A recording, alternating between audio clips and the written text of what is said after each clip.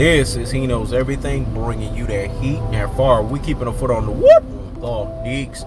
We keeping a foot on the whoop, Deeks. And like the Tibetan Mastiff that I am, man. Like the Siberian tiger that I am, I'm applying whoop on immediate pressure.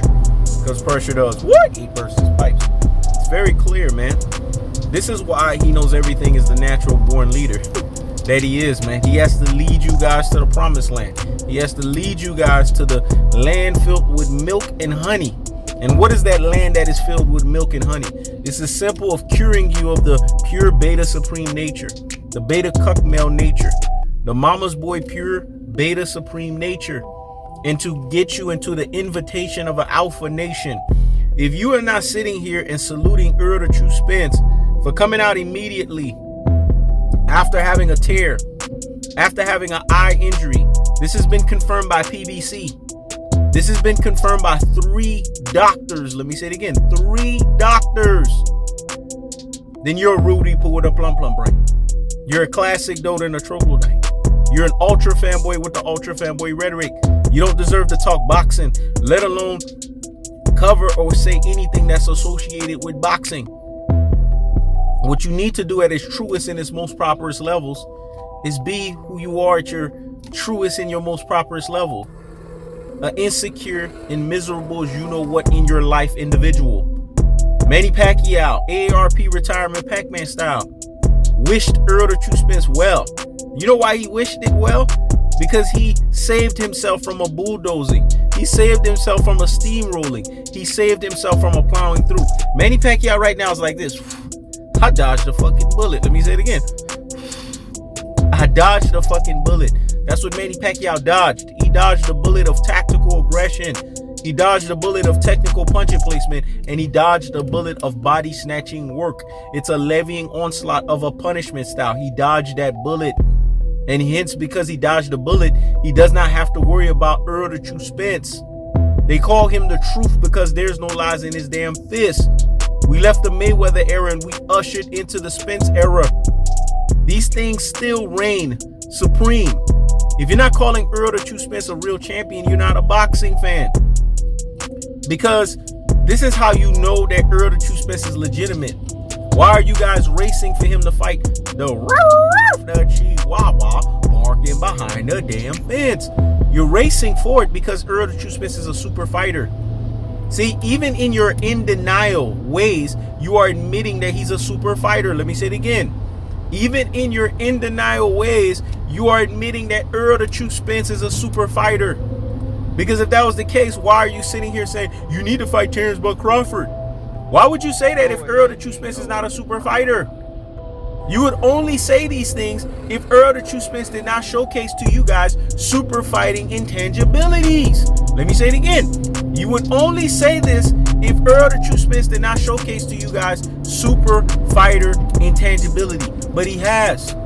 So if he showcased this to you guys, if he's revealed this to you guys, if he's put himself out there so that you guys can see it for what it is, then why are you guys not basically saying salute to you, Errol the True Spence? You're a true champion. You are greatness personification, can only be hindered. The motherfucker can't be stopped. So you guys have to look at the blessing that's in disguise. Only He Knows Everything is the only one to look at it from this lens, because he's a 3-dimensional thinker. He's not a regular cat, nor does he think regular, nor does he reside in regular realms. Lamborghini Lamar's like, man, only He Knows Everything, dog. To think about and say that on the fly like that. That's why He Knows Everything has to repeat himself. So rehear him and rehear him motherfucking well. Nobody thinks on the fly like He Knows Everything because it was already put in He Knows Everything's mind. Okay, this is a blessing in disguise. God does not make mistakes, dog. God don't make no mistakes. And the mistakes that God don't make is, hold up, if Errol the True Spence is going to fight Manny Pacquiao, no. Let's contextualize it the right way. When Errol the True Spence fight Manny Pacquiao, it has to be for all of the belts. Remember Errol the True Spence's mission statement: to lord over and dominate the welterweight division.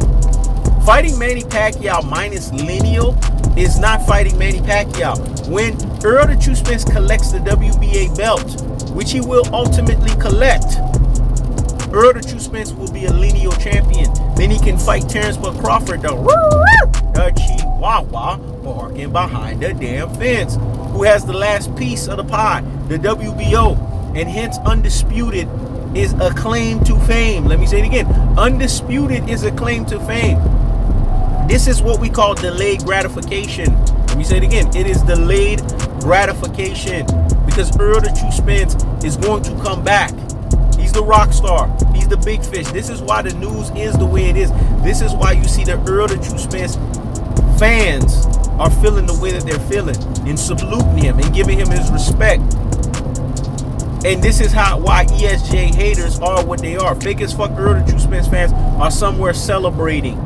But what they don't understand is this is not a celebrating moment.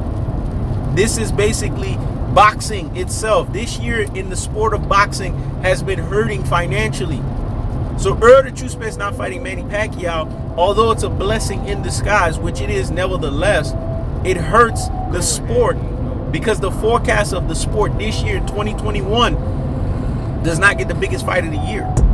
It does not get basically the fight that everybody's looking for, the rush hour of boxing. This has been taken away from us. But God don't make mistakes. God doesn't make mistakes. And look at the blessing that is in disguise.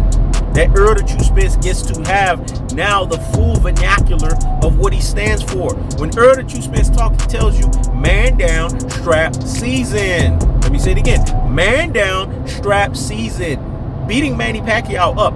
Properly retiring Manny Pacquiao. Properly retiring an AARP retirement Pac-Man style was only going to send Earl the True Spence in man down fashion.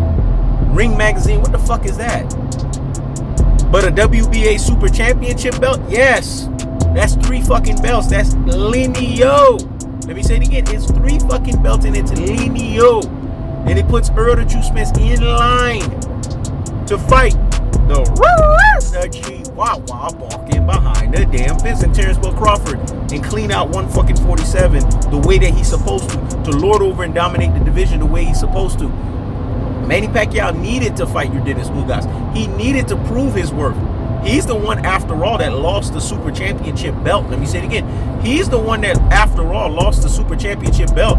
So it's incumbent upon him to showcase to us and to reveal to us if he is for real or if he's fucking pretending. That's the cold-hearted. That's the unadulterated. That's the cut through truth teller fashion. I keeps the foot on the whoop. Geeks. I keeps the foot on the whoop. Geeks. This is He Knows Everything. Check it out.